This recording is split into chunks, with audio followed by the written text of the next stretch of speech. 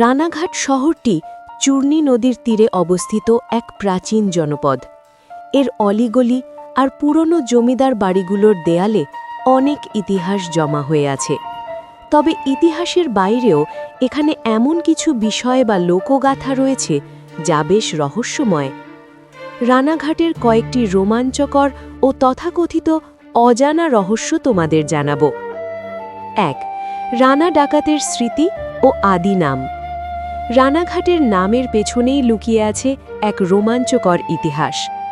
জনশ্রুতি আছে এই এলাকায় একসময় রানা ডাকাত নামে এক দস্যু সর্দার বাস করত। সে ছিল অত্যন্ত দুর্ধর্ষ কিন্তু জনদরদি। শোনা যায় তার আস্তানা ছিল সিদ্ধেশ্বরী কালী মন্দিরের কাছে। কেউ কেউ মনে করেন সেই রানা ডাকাতের নাম থেকেই রানাঘাট নামের উৎপত্তি। যদিও ঐতিহাসিকভাবে অনেক দ্বিমত আছে, তবুও সাধারণ মানুষের মুখে আজও রানা ডাকাতের বীরত্বের গল্প ঘোরে। ২.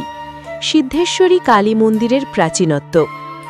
রানাঘাটের সিদ্ধেশ্বরী কালী মন্দিরটি অত্যন্ত জাগ্রত বলে মানা হয়। কথিত আছে বহু বছর আগে এখানে কাপালিকরা সাধনা করত এবং তান্ত্রিক মতে পূজা হতো।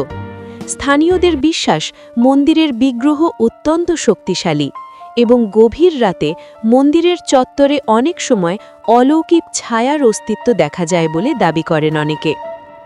৩. পাল চৌধুরী বাড়ির সুড়ঙ্গ। রানাঘাটের বিখ্যাত পাল চৌধুরী পরিবার একসময় অত্যন্ত প্রভাবশালী ছিল। শোনা যায় তাদের পুরনো জমিদার বাড়িতে এমন কিছু গোপন কক্ষ বা সুড়ঙ্গ পথ ছিল যা সরাসরি চূর্ণী নদীর ঘাটে গিয়ে মিশত। যুদ্ধের সময় বা জরুরি অবস্থায় যাতায়াতের জন্য এগুলো তৈরি করা হয়েছিল।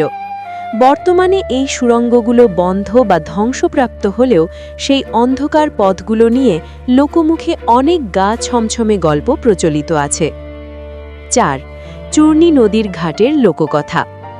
চূর্ণী নদীকে কেন্দ্র করেই রানাঘাট গড়ে উঠেছে। ব্রিটিশ আমলে এই নদী ছিল ব্যবসার প্রধান পথ। কথিত আছে নদীর তলদেশে অনেক সময় পুরনো আমলের ডুবে যাওয়া নৌকার ধ্বংসাবশেষ বা গুপ্তধন থাকতে পারে। এছাড়া অমাবস্যার রাতে নদীর পাড়ে কিছু ছায়ামূর্তির আনাগোনার কথা প্রবীণরা বলে থাকেন, যা আজও রহস্য হিসেবেই রয়ে গেছে। ৫. নীলকুঠির ধ্বংসাবশেষ। রানাঘাটের আশেপাশে একসময় অনেক নীলকুঠি ছিল। নীলকর সাহেবদের অত্যাচারের ইতিহাস সবার জানা।